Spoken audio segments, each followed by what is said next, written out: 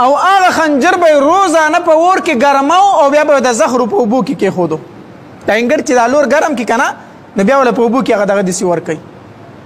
نو د دا لور دا خنجر به یې ګرماو د زخرو په اوبو کې به بیا داسې وچاو. دې دپاره وي که د زخم نه مړ نه شي خو چې د زخرو د وجې نه خو بیا مړ شي که نه. خنجر یې پسې تیار کو عمر رضی الله تعالی عنه پسې. د سهار ټیم و 27 ذوالحجه وه، 28مه ذوالحجه وه، د لوی اختر دا میاشت ختمه شو بله ورځ. 28مه ذوالحجه وه. عمر رضی الله تعالی عنه د سهار مانځه ته مخکې شو. چې مخکې شو دا مجوسي غلامو د ځان نه کمبل تاو کړی او پټ راغلی او مخکې سب ته ځان ورسو. عمر رضی الله تعالی عنه په خنجر ووه. د شهادت واقع هم ډېره درناکه ده. د سهار مانځه له راغې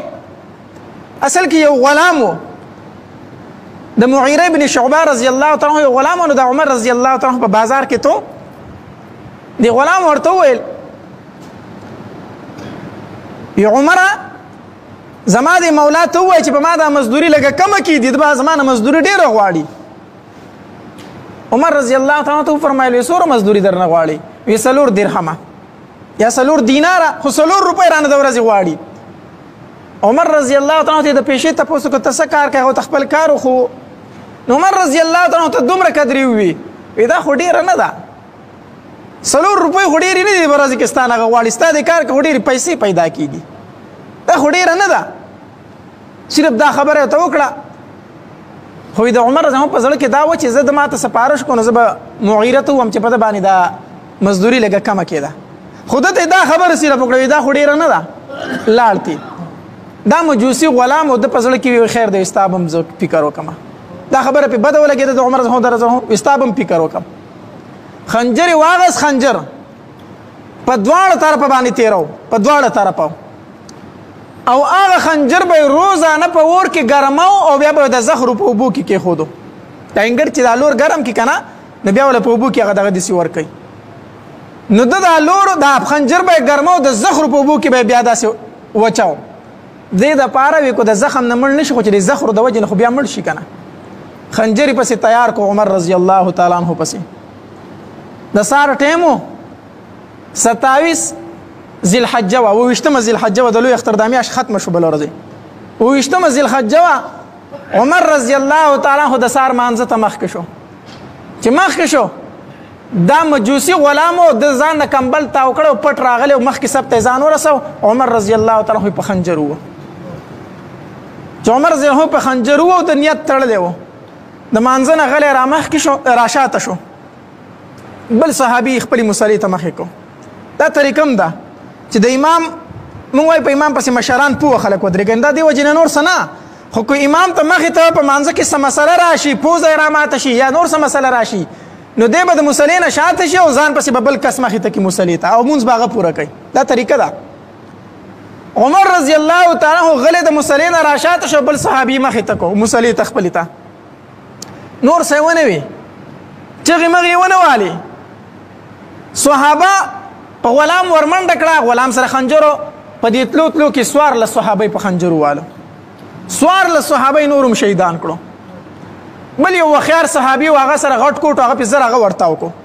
چې بله طریقه خو د ګرفتارولو نشته، خنجر چلی غټ کوټ هغه په زر ورتاو کو راپاړي پکې کو. خو د کوشش وکړو د غلام چې ځان په خنجر وي نو صحابو زر لاسونه ونیول، ځان یې وجې بیا هغه ول لاسونه ونیول ځکه چې تپوس ته وشي چې ته ولې راغلی یې. گرفتار کو تیاره و سار ټیم او شاته سپونه ډېر لرې پورې تلي، صحابه دوره پوه نه شو، شاتني سپون والا پوه نه شو. ځکه شاته صحابه وایي موږ دومره صرف پوه شو چې اول اواز د عمر رضی الله تعالی عنه فقیرت که وروسته د بل صحابي اواز شروع شو. دومره پوه شو او دومره هم پوه شو چې مخې ته څه لږه شور غونته وشو، خو نور پوه نه شو ځکه صحابه و داسې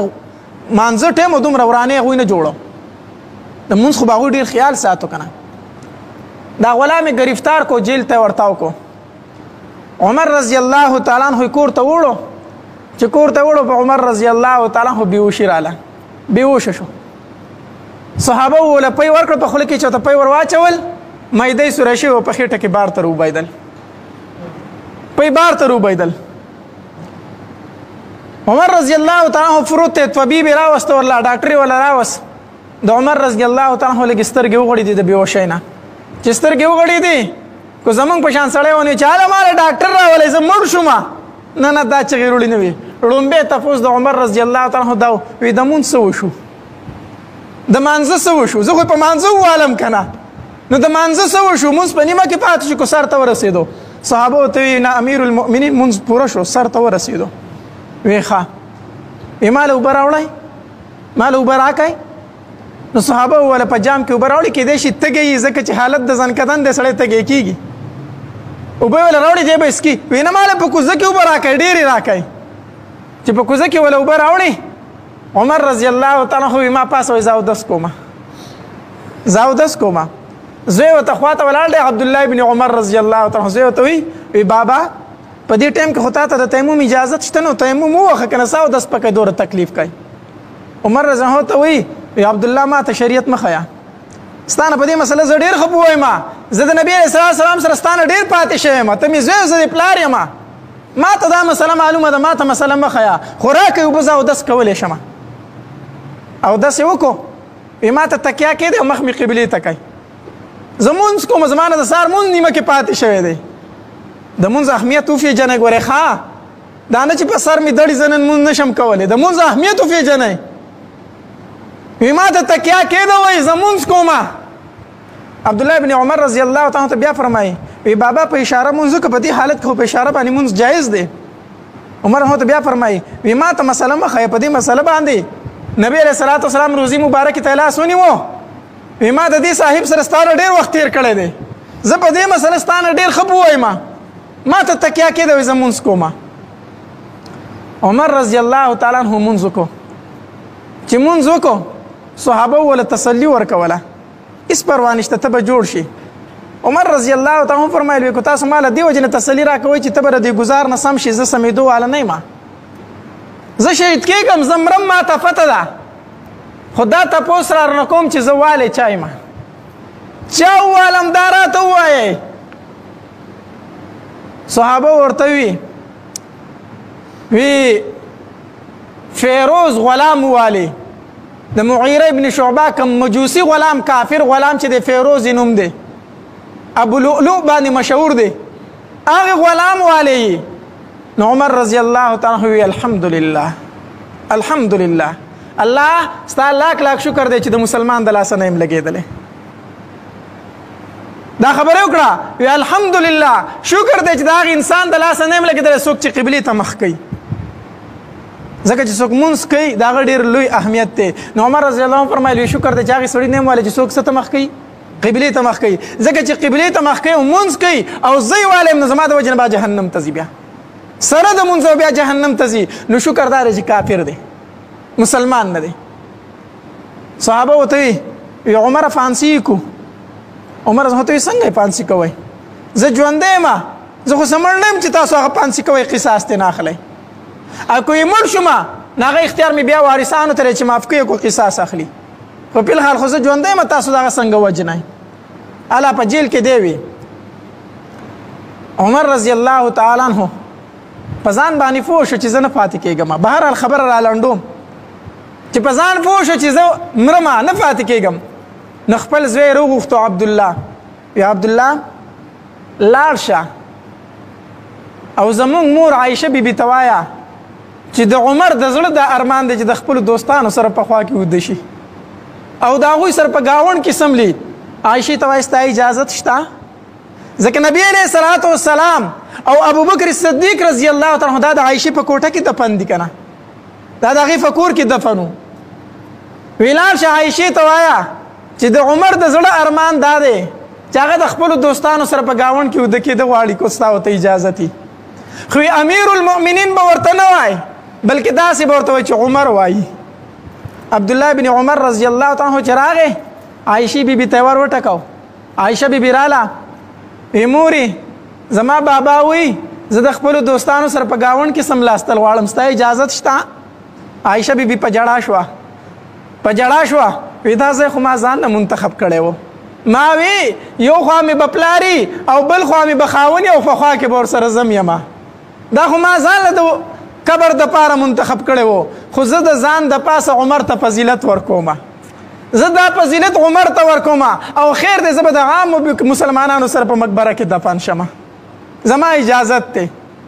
عمر رضی الله تعالی عنہ بار بار ورته ګوري چې عبدالله به څه خبر واپس راوړي ګور امیر المؤمنین دی بادشاه دی بیا هم اجازت غواړي د قبر دپاره چې عبدالله واپس راغی په ور کې راننوتو پلار ته وی بابا ستا د زړه ارمان پوره شو زمونږ مور اجازت وکړو چې دفن یې کوي د نبي علیه السلام په ګاونډ کې عمر رضی الله تعالی عنہ په جړا شو خپل زوی ته وی عبدالله د ایمان مې پس په دنیا کې دا یو ارمان چې زه د نبی علیه السلام په خوا کې دفن شمه یو مې ایمان ارمان هغه راته الله نصیب کړی دی خو د ایمان نه چې وروسته زما یو ارمان هغه دا چې زه د نبی علیه السلام په خوا کې دفن شوم الله هغه ارمان زما پوره کړو خو عبدالله بیا هم درته یو خبره کومه اوس لا زه ژوندی یم کیدای شي عایشې دا اجازت د زړه نه نه کړی خو زه ژوندی یم زما د مخ نه شرمېږي کیدای شي دا اجازت یې کړی دړه نه پرې خوشحاله نه خو چې کله زه مړ شم او زما جنازه اوسئ نو بیا به ترې اجازت غواړئ عمر رضی الله تعالی عنہ باندې د زنکدن خوله راماته شوه نو چې کله پې د زنکدن سخته شروع شوه زوی ته وایي ما د کټ نه کوز که ځمکه باندې مې سملوه ما ځمکې ته کوز که بچې ورته وایي بابا ولې دې په ځمکه باندې سملوم وایي بچې چې ما درته وایي چې ما ځمکې ته کوز که ما په ځمکه سملوه که نه زه دا غواړم چې زه د مدینې په خاورو کې خپل مخ راوړم خپل مخ په خاورو کې ریګړه کوم او نبی علیه الصلاة والسلام له داسې په وینو کې سور لاړ شم زوی په ځمکه سملو عمر خپل مخ په خاورو کې کېښودو خپل مخ په خاورو کې کېښودو او په جړا شو علي رضی الله تعالی عنہ رالی وی عمر د مرګ نه ویریدي چې جاړي عمر رضی الله تعالی عنہ غلی د مرګ نه یریږم خو د مسلمانانو خلیفه پاتې شوم او جاړم په دې چې الله رانه د دې مسلمانانو تپوسو کې زه به څه جواب ورکوم هغه خلیفة المؤمنین چې د مسلمانانو بادشاه دی په کپړو کې څو ټاکۍ به لګېدلې وي 14 ټاکۍ به په کپړو کې لګېدلې وي 14 ټاکۍ هغه وایي زما سره دا غم دی چې الله رانه د دوی تپوسو کې نو زه به څه جواب ورکوم عمر چې نبی علیه الصلاة والسلام فرمایلی و د عرفات په میدان کې په لکاو صحابو په مخ کې وی کو زمانه وروسته بل پیغمبر راتلی نو به عمر و زمانه وروسته بل پیغمبر راتلی به څوک عمر و نبی علیه الصلاة والسلام ورته په ژوند باندې ځای ورکړو وی عمر ته جنتي او د قیامت په ورځ به موږ داسې پاسو چې یو ښی لاس مې به د ابوبکر کې وي ښی لاس به زما ابوبکر نیولی او چپ لاس به زما عمر نیولی په میدان محشر کې به موږ داسې ملګري پاسو